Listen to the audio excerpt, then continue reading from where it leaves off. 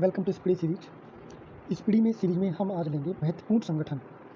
ये महत्वपूर्ण संगठन वो होंगे जो हमारी आज़ादी या फिर जो मॉडर्न हिस्ट्री है उससे रिलेटेड होंगे। तो आज हम देखते हैं मॉडर्न हिस्ट्री की सीरीज। मॉडर्न हिस्ट्री में हम देखेंगे, सबसे पहले देखते हैं आत्मीय सभा। आत्मीय सभा के संस्थापक थे राजा राम मोहन राय। राजा राम मोहन राय को आप जानते हैं, इन्होंने बाल विवाह, सती प्रथा, इन सभी का विरोध किया था। तो पहले क्या था, बाल विवाह में शादी होती थी 15 साल की उम्र में, लेकिन इन्होंने बोले कि शादी होनी चाहिए 18 साल की उम्र में। तो आत्मीय सभा के संस्थापक थे राजा राम मोहन राय। क्योंकि ये आत्मीय सभा से हम इनको रिलेट करके याद करेंगे कि इनकी जो आत्मा थी एकदम शुद्ध थी।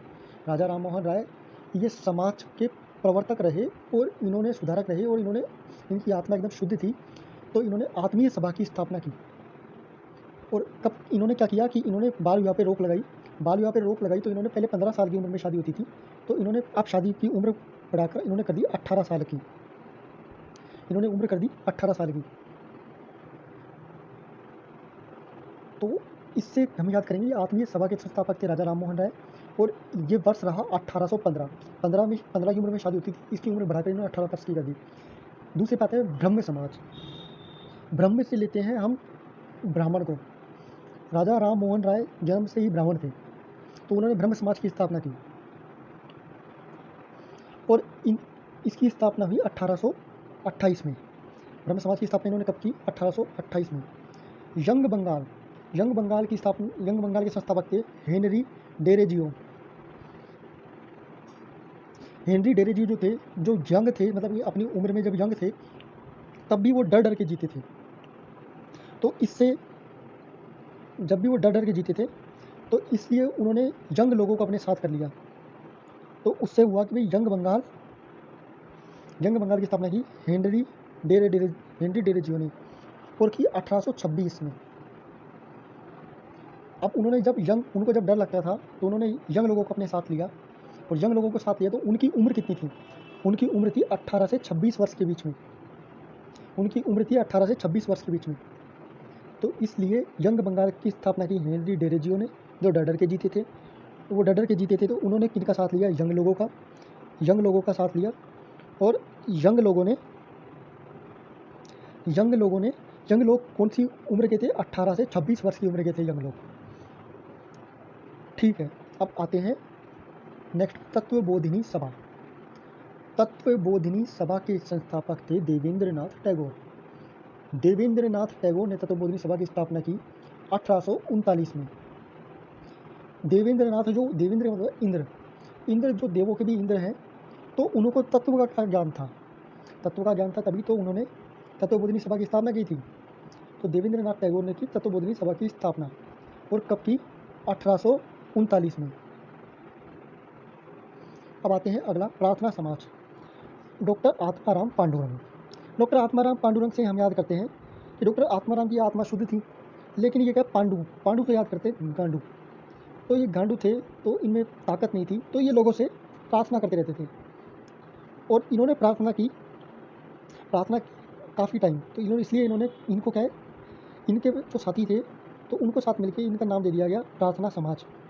प्रार्थना समाज की स्थापना की आत्माराम पांडुरंग ने। आत्माराम पांडुरंग कौन थे? ये पांडु से याद करेंगे, आप पांडु को याद कर लीजिए, जो कुछ भी काम का नहीं है। ठीक है, 1867 में। आर्य समाज की स्थापना की थी दयानंद सरस्वती ने। माता सरस्वती, पहले जब वैदिक काल था, तो माता सरस्वती को कुल मतलब विद्या प्राप्त करने का अधिकार केवल किनका था? आर्यों के पास। तो दयानंद सरस्वती ने आर्य समाज की स्थापना की। तो सरस्वती से याद करेंगे कि भाई विद्या लेने का अधिकार जो था पहले केवल आर्य समाज के पास था। ठीक है, और इसकी स्थापना हुई 1875 में।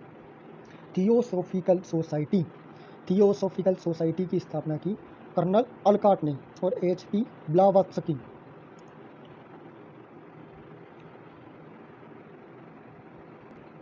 थियोसॉफिकल सोसाइटी की स्थापना की HP ब्लावत्स्की ने 1875 में, व कर्नल अलकाट ने। थियोसॉफिकल को हम रिलेट करेंगे किसी हॉस्पिटल के नाम से रिलेट करते हैं। तो मान लीजिए ये जो थियोसॉफिकल सोसाइटी है, ये थियोसॉफिकल एक हॉस्पिटल है। ब्लावत्स्की जाते हैं HP से, मतलब याद करते हैं, HP से याद करते हैं हम PH, पीएच वैल्यू, पीएच इसका उल्टा कर लेते हैं पीएच।